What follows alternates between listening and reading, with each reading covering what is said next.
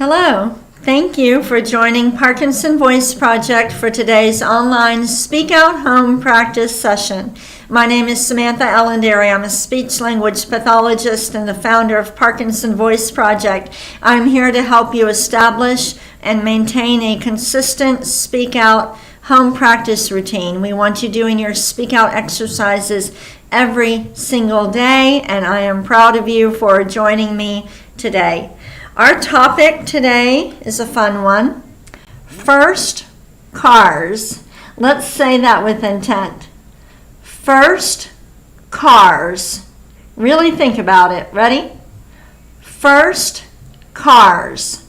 And let's all smile with intent. Give a nice big smile just for a second or two.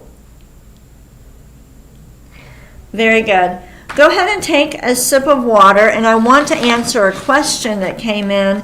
There was a question that said, my husband had oral surgery yesterday involving some grafting on the roof of the mouth. Should he avoid the Mamie Mimo Moos and the Gula Gangagas? I would avoid all of the exercises if you just had oral surgery. I can't tell you for how long. I would check with your surgeon on that. But even with the I know you're thinking of the warm-ups and Boone's words because you're using your articulators, but when you're doing your ahs, you're opening your mouth really wide, and would that stretch something on the inside? There's a lot happening here that we don't necessarily talk about. So I don't think you should do the speak out exercises until you are healed from that oral surgery and the grafting. So check with your doctor. All right, let's start with the first exercise, the warm up. We are lifting our voice and projecting it forward. Now some people say, what do you mean by lifting? I'm not doing may, me, I'm lift. May, so it's exaggerated. The more you exaggerate when you do these exercises, the more you will be exercising the muscles you use for speaking and swallowing. So put a lot of oomph into it, but don't yell. Ready? May, me, my, mo, moo. Again. May, me, my, mo, moo. Let's do it again. May, me, my, mo, moo. This time, let's stretch out the vowels a little bit. May, me, my, mo, moo. Now you may have noticed that I had to take a breath in there. This is not about doing the whole sequence on one breath. I don't even want you thinking about the breath. Just think about projecting your voice forward, and you'll take a breath when you need it. One more time. May, me, my, mo, moo. Let's take a sip of water with intent. We had another question come in. Please elaborate when you say take a drink of water with intent. What do you mean? Hopefully you have watched our webinar, our Learn About Parkinson's webinar. We're actually going to change, we think we're going to change the name of that to What is Parkinson's? Don't you think that's a better name? I want you to watch our Learn About Parkinson's webinar. Sandy will post the link, or the link is on the home page of the website. And it describes what intent means and how intent is so important for people with Parkinson's. But basically, when you use intent in anything that you do, it means that you're more purposeful, you think about it more, you're more deliberate. And when people with Parkinson's, actually everybody, when we use intent, we are activating a motor system that is not as dependent on dopamine. And that's why it is so important for people with Parkinson's not only to learn how to speak and to swallow with intent, to be mindful, okay, but to do everything with intent, because you don't have enough dopamine. You need to activate the motor system that is not as dependent on dopamine. So when you take a sip of water with intent, go ahead and take another one. That means that you're going to think about it when you grab your cup. I really think about it now when I'm with all of you, because this cup is a little bit heavy. I don't want to drop it, which is why I always hold it with two hands. I also put cream on my hand, so I don't want it to slip out of my hand. And when I put it up to my mouth, I'm really thinking about it. I definitely don't want to spill the water while all of you are practicing with me. But when you're eating and drinking, think about what you're doing. Think about how you're cutting your food, when you put it in your mouth, chew it with intent, and swallow with intent. You will use the muscles better. All right, moving on to speak out exercise number 2, the ahs. Deliberately open the mouth. If you're not sure if your mouth is open, get a mirror, look at it. Sometimes you think you're opening your mouth wide enough when you're not. Here we go with the ah.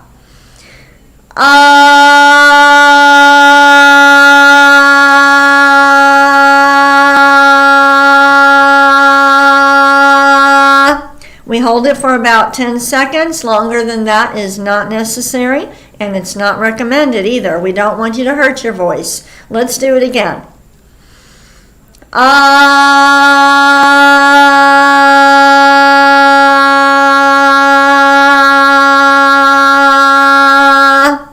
Good.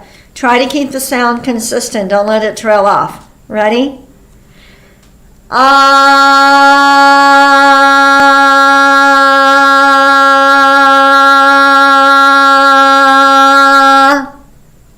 Good. Let's do a shorter one.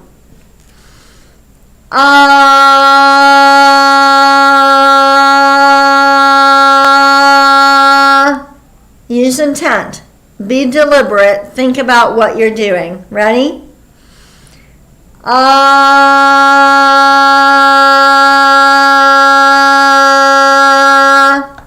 Good. We're done with the warm-ups and the ahs. Let's take a sip of water with intent. If you have not watched our Learn About Parkinson's webinar in the last 6 months to a year, please go ahead and watch it again and watch it with your family. It is really important that you do this. It is a key part of our program. All right, speak out exercise number 3, the glides. Project out, a steady ah, and then start gliding. Here we go.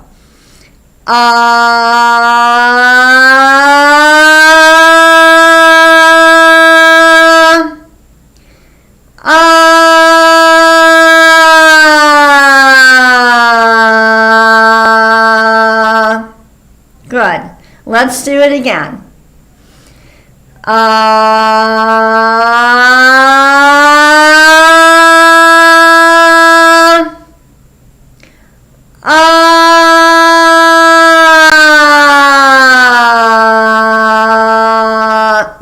When people are going down in pitch, the tendency is to drop your head and close your mouth. Don't do that. Be confident. Let's throw out a high ah and then glide down. Ready? Start high.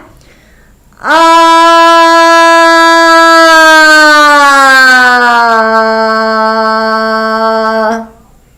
Let's do it again. Start high. Ah.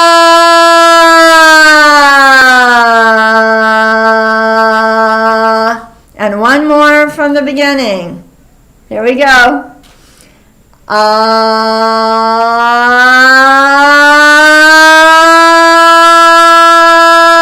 Stop. Close your mouth. And now. Ah.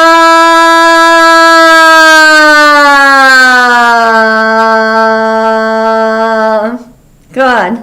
Let's take a sip of water with intent.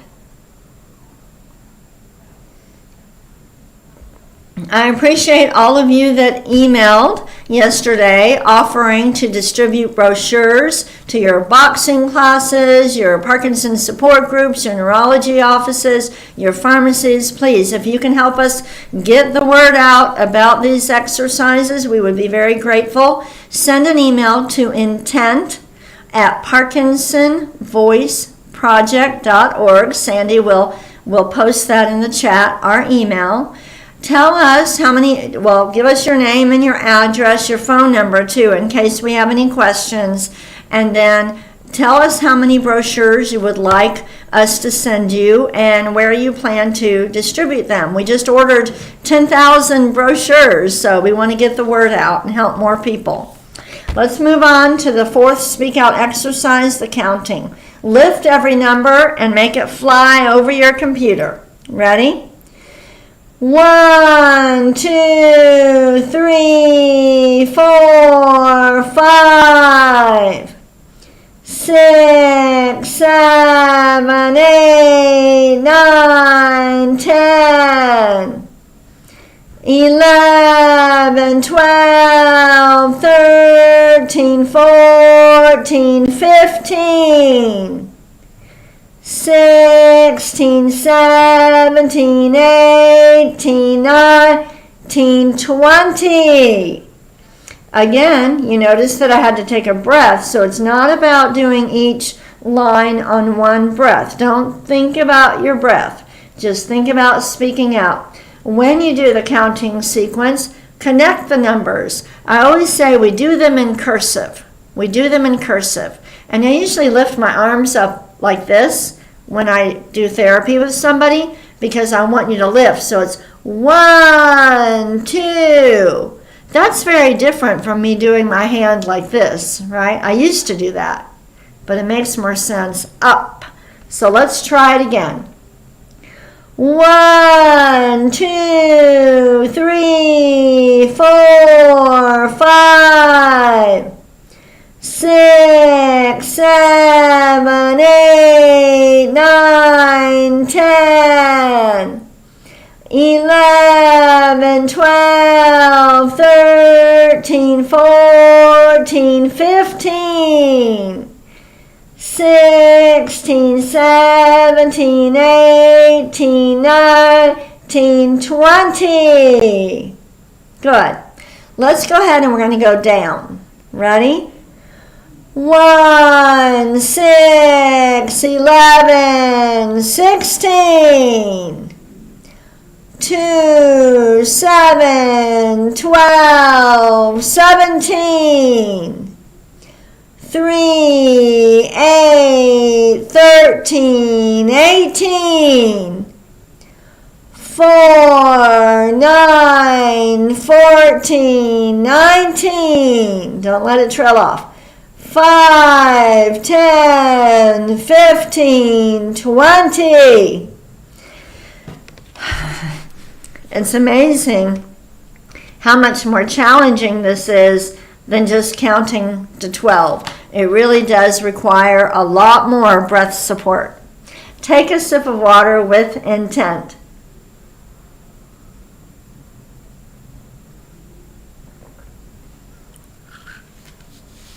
Today our topic is first cars. First cars. Let's read this first sentence and I want you to fill in the blank. Okay, here we go. My first car was, again, with more intent. My first car was, all right. Next, some first cars are hand-me-downs. Now, like I said yesterday, with this cute little bobblehead that Kathy from Columbia, Missouri gave me, all the words should go over the tennis net. Okay, you're projecting them forward. But when you get to the highlighted words, imagine they're going all the way to the serving line. Ready? Some first cars are hand-me-downs. So you're reaching for the highlighted words. Ready? Parents want safe cars for their new drivers. Really exaggerate again. Parents want safe cars for their new drivers. Really lift. Next. Teens want fun and exciting first cars. Can you hear the difference on the highlighted words? Let's do it again. Teens want fun and exciting first cars. Take a sip of water with intent.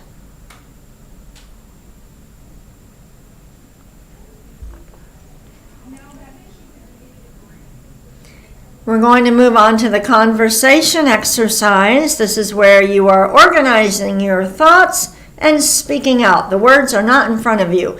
Describe your first car. Use your very best voice.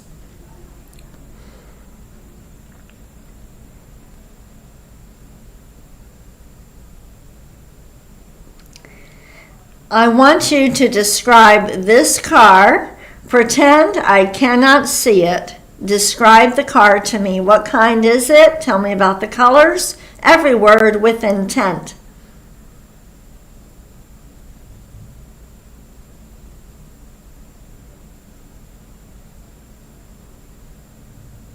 Did you have a car like this? You could post a picture in the chat. Not today. I want you to do your exercises, but another day you could.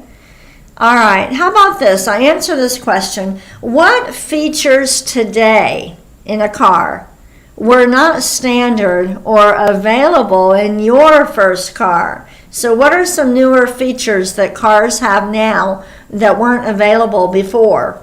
Say every word with intent.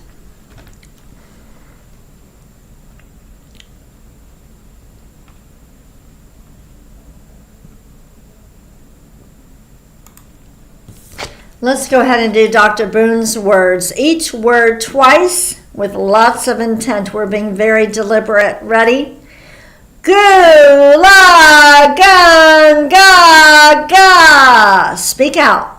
Goo, la, gun, ga, ga. Exaggerate. Ku, ka, man, gu, ka. Again. Ku, ka, man, gu, ka. Ready? Gangla, gangla. And the last one. Kukla, kukla. Take a sip of water, and we're going to end with our bonus reading about classic cars.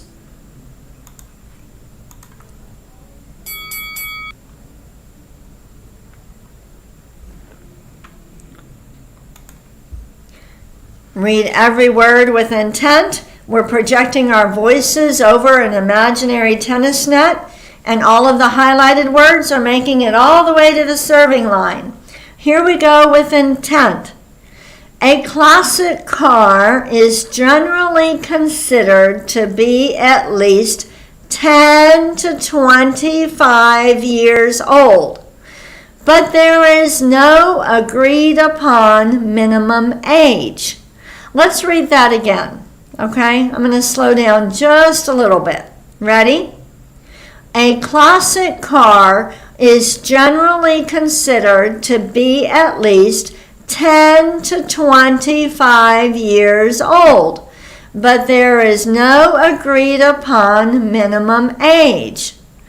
Different organizations have their own methods for defining a classic car, including insurance companies, car collecting clubs, and state BMVs and DMVs.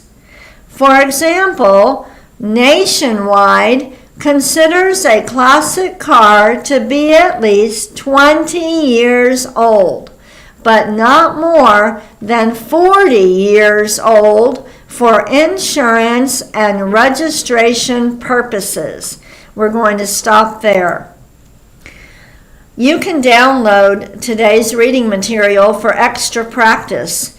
A great exercise would be for you to read that trying to really exaggerate and stretch out the highlighted words, audio record yourself. Use a digital recorder, read the paragraph, and see if you can identify which words were exaggerated. Or even better, let someone else listen to it and have them raise their hand every time they think you exaggerated a certain word. The highlighted words should sound different, and it requires a lot of intent to be able to do that. Thank you so much for joining me today. I will be back tomorrow, and tomorrow is sing-along day. Plan on practicing for an hour on Thursdays, even if you think you're not a singer. I'll give you more information tomorrow. Bye-bye.